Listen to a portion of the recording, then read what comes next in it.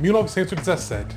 Na hora que eu soube que seria lançado um filme chamado 1917, bateu aquela ansiedade. Quem vai fazer Lenin, quem vai fazer Stalin e Trotsky, como se deu a Revolução, que perspectiva Hollywood vai tomar disso.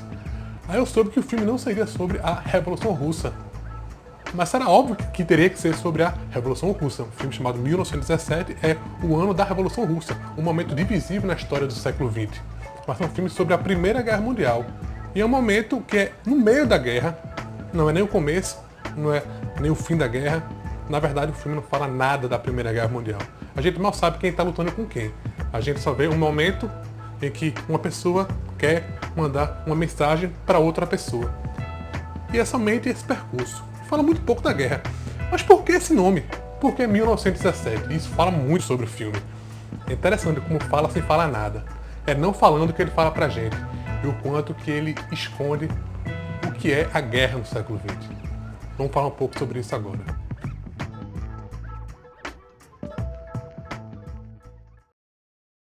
A Primeira Guerra Mundial é aquela guerra que a gente pouco discute, pouco fala. Há poucos anos, ela fez 100 anos. Ela completou uma data muito importante de celebração de qualquer data histórica. E a gente pouco discutiu ela. Diferentemente da Segunda Guerra, na qual a gente tem nosso vilão clássico, com toda justiça, um vilão que merece ser chamado de vilão, é o nazismo, é Hitler, essa figura histórica odiada por todos nós. Na Primeira Guerra a gente não tem. Quem são os vilões da Primeira Guerra Mundial? A gente sabe muito bem que a Primeira Guerra ela não se deveu ao embate ideológico de posições políticas, né? Nem ao nazismo contra o capitalismo, contra o socialismo.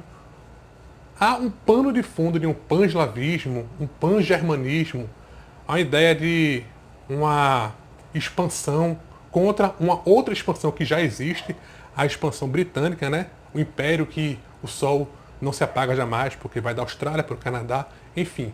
Toda essa história que a gente já conhece, mas são uma guerra que é eminentemente por mercados.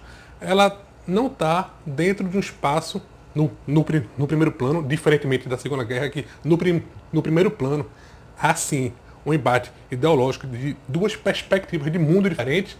Na Primeira Guerra não, é busca por mercado. E o filme não fala nada desse contexto. A gente não sabe nada sobre a Primeira Guerra. Uma guerra que ocorreu de 14 a 18.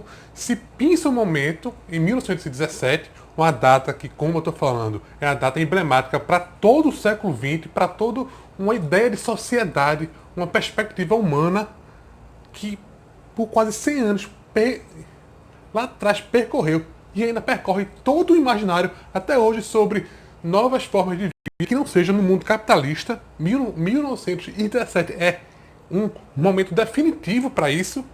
E um filme com esse nome, ele fala sobre uma guerra importantíssima também, mas não fala nada da guerra. Exclui completamente qualquer ideia sobre uma data como essa. E o que a gente fica? A gente fica com um apuro técnico de um diretor que faz um filme brilhante, como a gente vê o filme. O filme é exuberante. A gente vê cenas fortíssimas, né? Mas muito mais por um apuro técnico que, como se vem muito falando por aí, um filme que traz uma perspectiva quase que de videogame. A gente vê todo um plano de sequência no filme todo, praticamente, né? São cortes que são quase que imperceptíveis dentro de um trajeto de duas pessoas, uma pessoa, duas pessoas, do ponto A para o ponto B. Mas e o contexto? O que o contexto fala? Nada. E é justamente por não falar nada que ele nos fala tanto desse ponto de vista ideológico. Um filme que se mostra muito relevante agora, muito favorito por Oscar, venceu diversas premiações, Globo de Ouro e outras premiações de sindicato e tal. E a gente olha para ele com uma certa apreensão de o que isso diz pra gente? Saindo daqui, eu penso o que desse filme? Eu olho pro nome do filme, eu penso muita coisa. Eu penso comunismo, eu penso revolução, eu penso uma sociedade soviética em ebulição naquele momento, sofrendo muito pela guerra. Eu penso uma luta por impérios, como o próprio Lenin falava, né? o estágio avançado do capitalismo, os impérios, o pan-eslavismo com o pan-germanismo contra o grande Império Britânico e toda essa ideia capitalista que ocorreu na Primeira Guerra Mundial. E o que a gente tem sobre isso no filme? Não tem nada. Nós temos uma luta individual por sobrevivência para mandar uma mensagem, para evitar a morte, ok, tudo muito bonito, tudo muito lindo, tudo muito bem feito. Mas no mundo que a gente vive, mas no mundo de hoje, de extrema ebulição política, de reativação de perspectivas políticas novas, tem Bernie Sanders na briga para ser presidente dos Estados Unidos, se colocando como socialista, contra um Trump da vida, que é um cara ultracapitalista, um empresário megalomaníaco que representa todo o capitalismo desde lá atrás, no final do século XIX, começo do século XX, esse ideal um tanto ingênuo até. E a gente vê um filme que não fala nada pra gente sobre isso, mas que se passa numa guerra brutal. Lembrando, é uma guerra brutal. A Primeira Guerra Mundial foi uma guerra brutal, uma guerra de trincheira, em que cada passo, cada metro conquistado se dava por meio de muita morte. E a morte é olho no olho. Não é morte de um drone que vem lá da Casa de Chapéu e manda uma bomba que assim a gente nem percebe, quem manda, né? Nem percebe a dor de matar centenas de pessoas. Lá não. Naquela época era uma dor brutal. Inclusive as guerras, inclusive a própria Revolução Russa foi brutal. Foram milhões de russos mortos. E é engraçado que assim é bem debatido na teoria política e tal, que só foi possível uma revolução comunista em 1917 por causa da Primeira Guerra Mundial, que toda a Rússia estava em frangalhos, enfraquecida pra caramba, por causa da famigerada guerra. E morria gente, morria gente. É por isso que Lenin falava tanto, né?